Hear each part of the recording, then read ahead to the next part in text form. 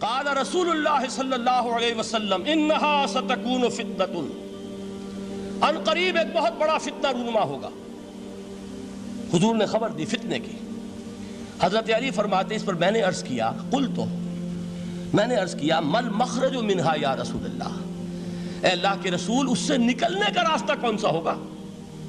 دیکھیے یہ لکھا ہوا ایگزٹ، نکلنے کا راستہ، اور عام طور پر آپ نے دیکھا ہوگا بڑے ہالز میں یہ سرخ روشنی ہوتی ہے، اس میں اس کا اہتمام کیا جاتا ہے کہ اگر خدا نہ خواستہ کوئی حادثہ ہو جائے لوگوں کو معلوم ہو نکلنے کا راستہ کون سا، یہ مخرج ہے۔ حضور نے خبر دی کہ فتنہ ہوگا۔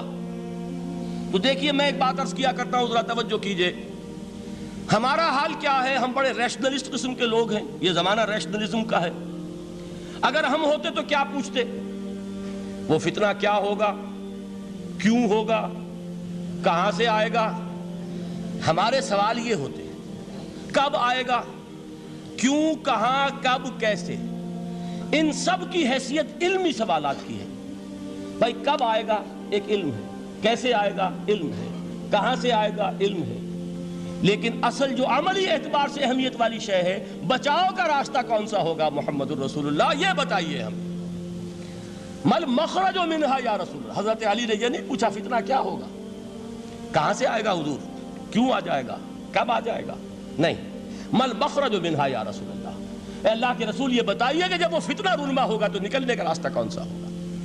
اس کا جواب ہے، ارشاد فرمایا محمد رسول اللہ نے، کتاب اللہ، اللہ کی کتاب ہے وہ مخرج، یہ کتاب ہے کہ جس کو تھامو گے تو فتنوں سے محفوظ رہو گے۔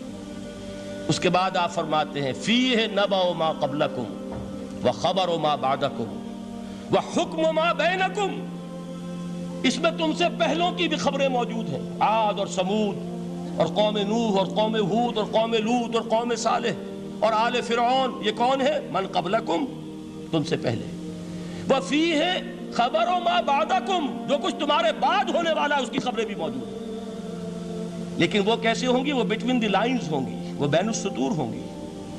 ان کے لیے انسان کو، آپ کو معلوم ہے کہ عبارت میں سطور ہوتی ہیں اور ایک درمیان میں ہوتا ہے، ان کے کچھ لکھا ہوا نہیں ہوتا۔ You have to read between the lines۔ قرآن میں بعد میں آنے والے حالات بھی درج ہیں، لیکن اس طرح نہیں جیسے کہ پچھلے حالات درج ہیں۔ اس کے لیے ذرا ان ڈیپتھ پونڈرنگ اوور، غور و فکر اور تدبر کی ضرورت ہوگی۔ وَحُکْمُ مَا بَيْنَكُمْ، اور جتنے اختلافات تمہارے اندر پیدا ہوں گے تا قیام قیامت، ان سب کا فیصلہ بھی اس کتاب میں موجود ہے۔ وَهُوَ حَبْلُ اللَّهِ الْمَتِينُ وَهُوَ الذِّكْرُ الْحَكِيمُ، یہی تو ہے، وَهُوَ الصِّرَاطُ الْمُسْتَقِيمُ، سیدھا راستہ اور کون سا؟ یہی قرآن تو ہے۔ ہر رکعت میں کہتے ہو اہدنا الصراط المستقیم، اور قرآن دیا ہوا ہے اس پر غور نہیں کرتے۔ عجیب تماشا ہے ہمارا، نماز کی ہر رکعت میں اہدنا الصراط المستقیم، اور حضور فرمائے وَهُوَ الصراط المستقیم، صراط مستقیم یہ قرآن ہی تو ہے، الذکر الحکیم یہ قرآن ہی تو ہے، وَهُوَ حَبْلُ اللَّهِ الْمَتِينُ، اور یہی ہے اللہ کی مضبوط رسی۔ آپ نے قاری صاحب سے وہ آیات سنی سورہ آل عمران کی، وَاعْتَصِمُوا بِحَبْلِ اللَّهِ جَمِيعًا وَلَا تَفَرَّقُوا، اللہ کی رسی کو مضبوطی سے مل جل کر تھامو اور تفرقے میں مبتلا نہ ہو۔ تفرقہ ہوگا تو کیا ہوگا؟ تمہاری ہوا اکھڑ جائے گی۔ آج آپ کو معلوم ہے دول عرب اگر یہ یکجا ہو جائیں، ایک دن کے لیے اسرائیل قائم نہیں رہ سکتا، امریکہ نہیں، امریکہ کا باپ اسے قائم نہیں رکھ سکتا۔ اگر امت عرب ہی جمع ہو جائے، عالم اسلام تو بڑی شے ہے، جو وسائل ان کے پاس ہیں، جو اللہ تعالیٰ نے ان کو نعمتیں عطا فرمائی ہیں، لیکن افتراق، انتشار، اختلاف، جتھے بندی، گروہ بندی، دھڑے بندی، اس نے اسرائیل کا خنجر ان کے سینے میں پیوست کیا ہوا ہے۔ اس لیے کہ فَتَذْهَبَ رِيحُكُمْ، اگر تم اختلاف کرو گے تو تمہاری ہوا اکھڑ جائے گی، آج وہ ہوا اکھڑ چکی ہے۔ تو فرمایا وَاعْتَصِمُوا بِحَبْلِ اللَّهِ جَمِيعًا وَلَا تَفَرَّقُوا، اللہ کی رسی کو مضبوطی کے ساتھ مل جل کر تھامو اور تفرقے میں مت پڑو۔ حضور فرما رہے ہیں وہ اللہ کی رسی کون سی؟ ہوا حبل اللہ المتین، یہی قرآن ہے اللہ کی مضبوط رسی۔ علامہ اقبال نے کیا خوب کہا ہے، علامہ اقبال نے قرآن اور حدیث کے حقائق کو جس طریقے سے اشعار کا جامع پہنایا ہے، وہ تو خود کہتے ہیں گوہر دریائے قرآن سفتام، میں نے قرآن مجید کے دریا سے موتی نکال کر اپنے اشعار کے اندر میں نے چن دیے ہیں، میرا کام اور کچھ نہیں ہے۔ موتی کوئی بھی غواص پیدا نہیں کرتا، دریا کی گہرائی سے نکال لاتا ہے۔ یہ میری حکمت نہیں ہے جو میرے اشعار میں ہے، یہ میں نے قرآن مجید کے دریا میں غوطہ زنی کر کے اس سے یہ موتی نکالے، گوہر دریائے قرآن سفتام۔ اب دیکھیے اسی حدیث کے اس ٹکڑے کو کیسے شعر میں لائے ہیں۔ از یک آئینی مسلمان زندہ است، پیکرے ملت سے قرآن زندہ ہست۔ مسلمان کی زندگی تو ایک آئین کے بدولت ہے، یہ آئین قرآن، جو کہا تھا کبھی قائد اعظم مرحوم نے جب پوچھا گیا تھا کہ آپ کے پاکستان کا دستور کیا ہوگا، کیا فرمایا تھا؟ یاد کیجئے کہ ہمیں کسی نئے دستور کی ضرورت نہیں، ہمارا دستور 1400 برس پہلے طے ہو چکا ہے۔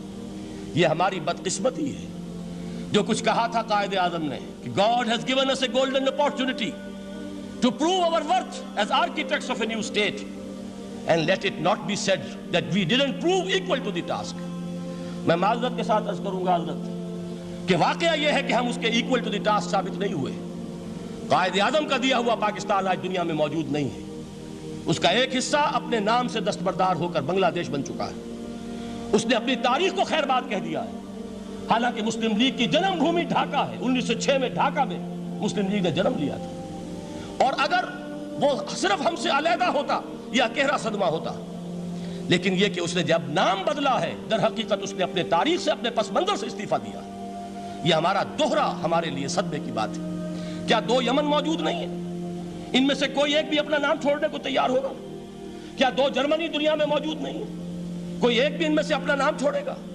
کیا 2 کوریا نہیں ہیں؟ 2 ویتنام نہیں ہیں؟ تو کیا 2 پاکستان نہیں ہو سکتے تھے؟ ہو سکتے تھے۔ میں یہ کہا کرتا ہوں کہ یہ گہرا صدمہ ہے علیحدگی، اور دوہرا صدمہ ہے، اور اس سے کہیں زیادہ بڑا کہ انہوں نے اپنا نام بدل دیا، اپنی آئیڈینٹی چینج کر دی، انہوں نے وہ نام اپنے ماتھے سے اتار کر خلیج بنگال کے اندر دبو دیا۔ یہ بہت بڑی سزا ہے جو ہمیں ملی ہے۔ کیوں ملی ہے؟ کہ ہم نے 25 برس تک اس قائد جس کو کہا تھا کہ وہ ہمارا آئین ہے، اس کو آئین نہیں بنایا۔ ہم نے دنیا کے سامنے جھولیاں پساری، ہم نے طرح طرح کے نظاموں کو آزمایا، لیکن اس قرآن کی طرف پیش قدمی نہیں کی۔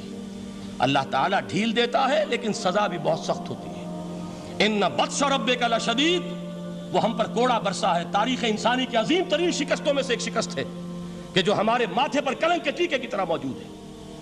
اللہ کرے کہ آئندہ یہ تاریخ اپنے آپ کو نہ دہرائے، لیکن میں عرض کر دیتا ہوں آپ سے، جو ہمارے لچھن ہیں، جو ہمارا طرز عمل ہے، جو ہمارے لیل و نہار ہیں، جو ہمارا انداز ہے، اللہ کے دین کا استہزاء اور تمسخر، جس طرح اللہ کے ساتھ مذاق ہم کر رہے ہیں، اس کا شاید اس سے بھی کہیں زیادہ برا نتیجہ نکلے۔ اللہ مجھے اور آپ کو اور ارض مقدس پاکستان کو اس انجام سے بچائے، لیکن اس کے لیے کام کرنا ہوگا۔ صرف کہنے سے بات نہیں بنے گی، کمر کسنی ہوگی، ہمت جو ہے پھر انسان کو اثر نو، ایک نئی تعمیر، ایک عزم، ایک ہاتھ میں قرآن اور ایک میں تلوار لے کر یہ امت پھر دوبارہ میدان میں آئے۔ بہرحال عرض یہ کرنا تھا، اقبال کہتا ہے از یک آئینی مسلمان زندہ است، پیکرے ملت سے قرآن زندہ ہست، ماں ہما خاک و دل آگاہ اوست، اعتصامش کن کہ حبل اللہ اوست۔ تامو اس کو مضبوطی کے ساتھ، حبل اللہ یہی قرآن ہے۔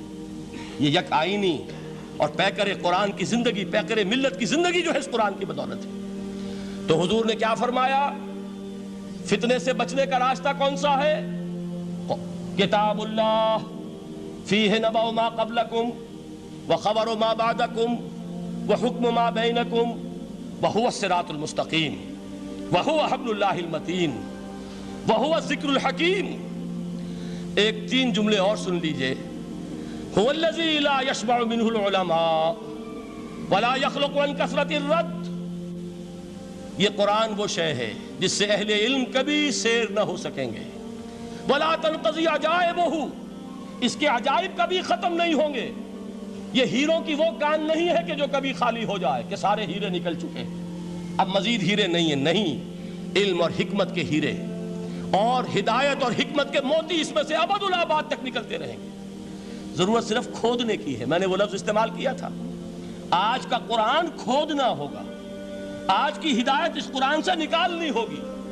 قرآن جب نازل ہوا آن دی سرفیس، بالکل ظاہر وہ تھی اس کی ہدایت جو اس دور کے لیے ضروری تھی۔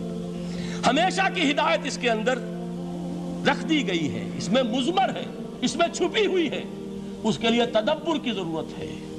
کتاب انزلناہ الیک مبارک لِيَدَّبَّرُوا آیَاتِهِ وَلِيَتَذَكَّرَ أُولُو الْأَلْبَابِ، لوگ تدبر کریں، اس کی گہرائیوں کے اندر غوطہ زنی کریں۔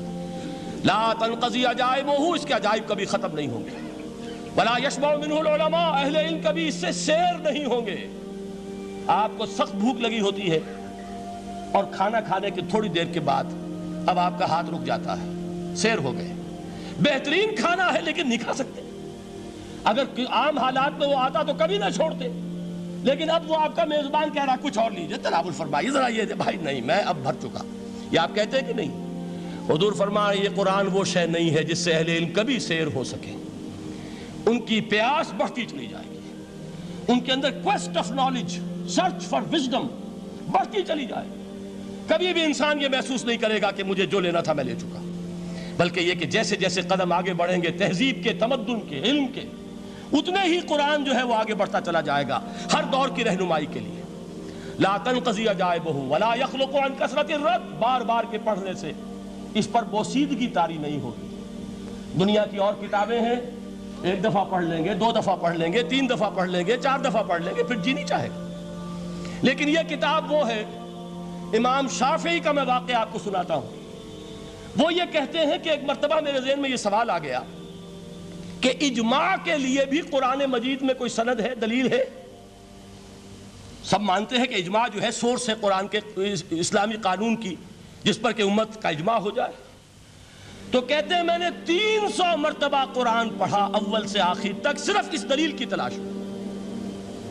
300 مرتبہ مجھے نہیں ملی، 301ویں مرتبہ جب پڑھ رہا تھا مجھے روشنی مل گئی۔ وہ یبتغی غیر سبیل المومنین کے جو الفاظ آئے ہیں، نولہ ما تولی ونصلہ جہنم، جو کوئی شخص مسلمانوں کے راستے کو چھوڑ کر کوئی اور راستہ اختیار کرے گا ہم اسے اسی کے حوالے کر دیں گے اور جہنم میں پہنچا دیں گے۔